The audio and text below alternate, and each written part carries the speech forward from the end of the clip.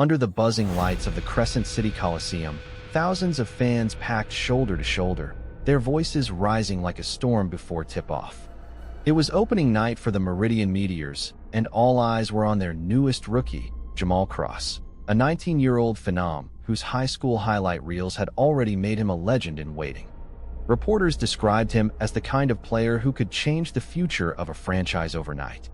Coaches whispered about his instincts, his speed, his uncanny ability to vanish past defenders as if he were gliding through shadows. That night, Jamal wasn't just playing basketball. He was stepping into a story written in neon and darkness. The game began with a roar, the ball tossed high, and the rookie catching it in his hands as though it were his destiny. His first drive left the crowd breathless, an effortless crossover that dropped his defender and a soaring dunk that rattled the rim like a warning bell. In the stands, fans leapt to their feet, convinced they were watching the dawn of something special. But in the midst of the cheers, some swore they noticed something strange. Jamal's eyes weren't locked on the scoreboard or his teammates. They darted toward the exits, toward the corners of the arena where the shadows seemed heavier than they should be. By halftime, Jamal had scored 23 points, the name Cross, already chanted in unison by strangers who felt they'd found their hero. Yet when he sat down on the bench, his face was pale, his breathing uneven, his gaze distant. A teammate tried to joke with him, but Jamal's only reply was a muttered phrase caught by no one clearly enough to repeat. Later, one of the assistant coaches admitted he thought Jamal said, "They're already here." Still, the game went on. Still, the crowd roared. And in the final seconds of the fourth quarter, with victory secured and the crowd singing his name, Jamal smiled for the first and last time that night. Nobody knew it then, but they were watching not just the rise of a star, but his farewell. Because within hours, the rookie who had owned the court would be gone, as if he had never stepped into the light at all. The final buzzer had long since sounded, yet the noise of celebration still echoed through the concrete tunnels of the Crescent City Coliseum. Reporters crowded outside the locker room doors, eager to speak with the rookie whose debut had been nothing short of historic. Inside, though, the atmosphere told a different story.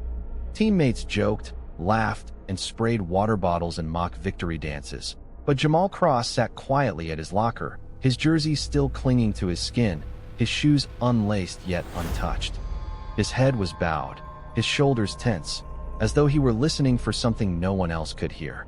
One of the veteran players, known for welcoming rookies into the fold, draped an arm over Jamal's shoulder and asked if he was ready for the post-game spotlight. Jamal didn't answer. Instead, he whispered something under his breath, soft enough that it was swallowed by the laughter and celebration around them. Those close by later recalled fragments, words like watching, shadows, and can't go back. At the time, it sounded like nerves, maybe the jitters of a young man overwhelmed by sudden fame. But when the locker room emptied and the cameras flashed outside, Jamal remained seated, staring at the floor tiles as though they were marked with invisible maps only he could read. The head coach entered, offering a rare smile, congratulating his team, but when his eyes fell on Jamal, the smile faltered. He called his name once, twice, but Jamal didn't respond until he was lightly shaken. When he finally lifted his head, his eyes were glassy, and his voice was almost mechanical. "It's not over." No one understood what he meant. A teammate joked that the rookie must already be hungry for another win. The room laughed, the tension broke, and the team filed out toward the awaiting cameras. Jamal, however, never joined them. The assistant equipment manager was the last to leave that night, and he swore he saw Jamal still sitting at his locker, staring into the mirror across the room. Only, according to him, Jamal's reflection didn't quite match his movements. A tilt of the head delayed, a blink that didn't come when it should have. The equipment manager shut off the lights quickly, chalking it up to fatigue. But hours later, when security returned to sweep the building, the locker room was empty. Jamal's jersey, damp with sweat, still hung from the hook. His shoes remained neatly placed beneath the bench. And Jamal himself was gone. Security footage from that night became the centerpiece of endless speculation. Grainy black and white images showed Jamal leaving the locker room alone, a towel slung around his shoulders, his gym bag swinging at his side. He moved slowly through the corridor, not with the swagger of a man fresh off a record-setting debut, but with the unease of someone being followed. Twice he stopped, glancing back over his shoulder at the empty hallway. Each time, he lingered for several seconds before moving on. At 11:43 p.m., cameras caught him stepping through the rear exit of the Coliseum. Beyond that door, there was nothing but the night air, the dim glow of a street lamp, and an alleyway leading toward the city. That was the last time anyone saw Jamal Cross. Detectives later combed through hours of footage, desperate to find where he went next. The street cameras outside should have shown his path, but curiously, the feed cut out for nearly 20 minutes that night, a rare technical failure that no one at the arena could explain. When the cameras returned, the alleyway was empty, the only movement a flickering moth caught in the lamplight. His belongings, wallet, phone, even his car keys, were later found still inside his locker. It was as if he had walked out of the building without any intention of coming back. Theories multiplied almost immediately. Some believed Jamal had been lured away by someone he knew, pointing to the way he paused in the corridor as though listening for a familiar voice. Others suspected something darker, something hidden within the very walls of the Coliseum. After all, the Crescent City Coliseum was infamous for its labyrinth of maintenance tunnels and forgotten storage rooms built decades earlier. Some staff whispered about echoes in those tunnels, sounds of footsteps, doors closing where no one had entered. What if Jamal hadn't left the building at all? When investigators finally checked the exits, they discovered something odd. The rear exit door, the one Jamal was last seen using, had no record of opening that night. The electronic lock showed no data entry, no timestamp, no indication it had been triggered. Yet the footage clearly showed Jamal pushing it open and walking through. How could a door open without being logged? How could a player vanish into a night where no cameras recorded his presence?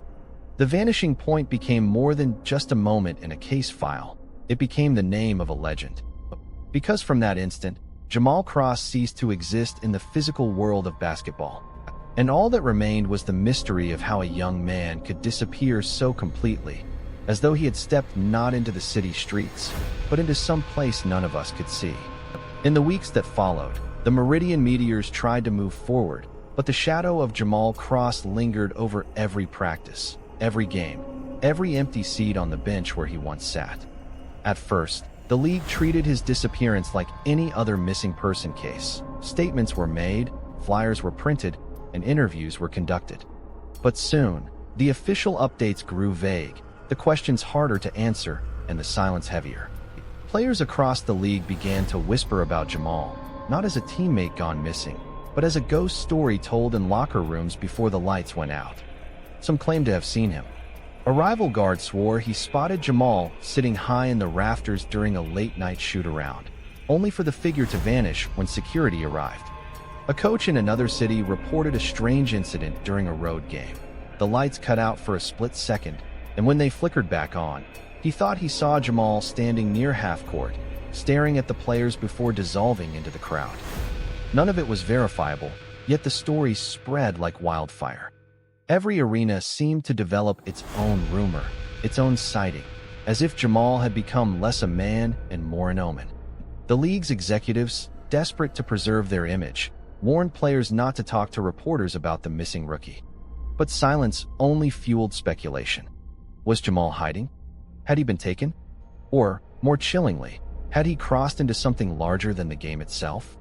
Theories turned supernatural. Fans online claimed his final game footage contained frames that didn't belong, shadows that bent in ways they shouldn't, or reflections in the glass of the scorer's table that looked like more than just Jamal.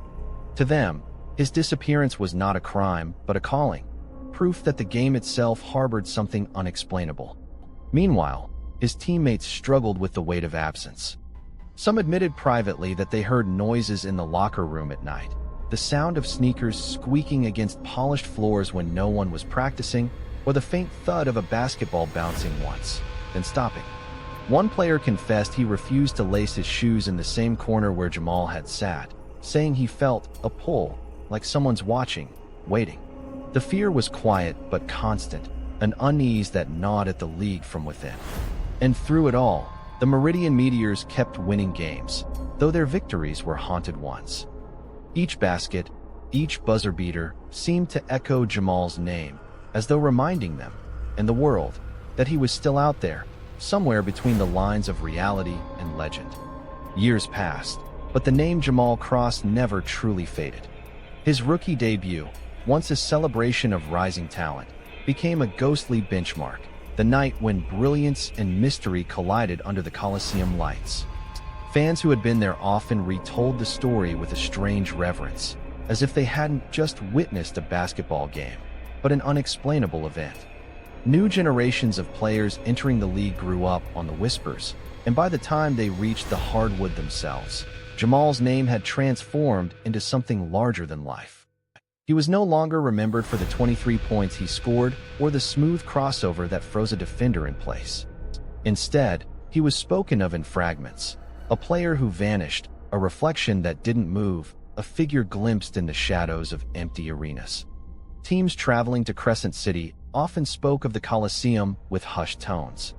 Visiting rookies, eager and nervous, would sit at Jamal's old locker, daring each other to see if the mirror across the room really did delay its reflection.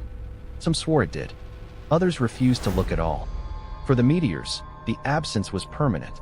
The franchise quietly retired his jersey, though never in ceremony, just a silent removal from circulation, as if even the number itself had become untouchable. During certain games, especially tight ones, players claimed to feel a sudden surge, as though an unseen force pushed the ball in their favor. A last-second shot rolling in when it should have rimmed out. A defender stumbling just enough to open the lane. They would look at each other afterward and mutter the same words. That was Jamal. But legends, like shadows, twist with every retelling. Some began to believe Jamal hadn't vanished at all, that he was still playing, somewhere, in a league beyond human eyes. A place where the game never ends, where the court is infinite and the crowd is silent. Coaches told their rookies, respect the game, or risk ending up where Jamal went. The story became both warning and inspiration, a reminder that brilliance comes with a cost. To this day, no evidence has ever surfaced to explain what truly happened on that October night. No trace of Jamal Cross was found, no sightings confirmed, no body recovered. Just echoes, shadows, and the uneasy silence of a question that refuses to be answered. And so, every time the lights dim and the ball arcs high above the hardwood, some wonder if Jamal Cross is still out there, watching, waiting, forever haunting the courts where he once shined. Because in basketball, legends are born when the buzzer sounds. But myths are born when a player disappears and leaves nothing behind but the game itself.